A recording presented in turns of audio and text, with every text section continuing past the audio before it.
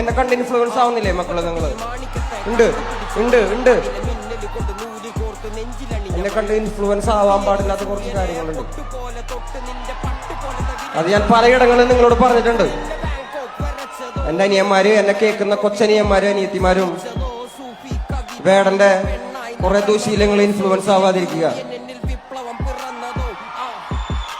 എനിക്കിത് പറഞ്ഞു തരാൻ ആരും ഉണ്ടായിരുന്നില്ല. ഞാൻ ഒറ്റയ്ക്കാണ് വളർന്നു വന്നത്.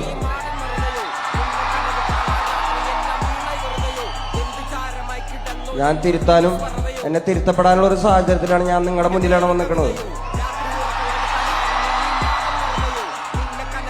വേടൻ എന്നൊരു വ്യക്തി പൊതു സ്വത്താണ്.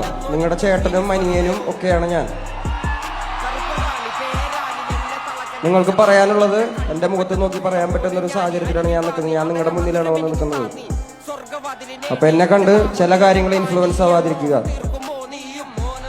എന്നെ സ്നേഹിക്കുന്ന, എന്നെ കാണാൻ നിങ്ങളുടെ വിലപ്പെട്ട സമയം ചിലവാക്കിയോടെ വന്നിരിക്കുന്ന എന്റെ കൊച്ചനിയന്മാർക്കും അനിയത്തിമാർക്കും എന്റെ ചേട്ടന്മാർക്കും അമ്മമാർക്കും എല്ലാവർക്കും നന്ദി.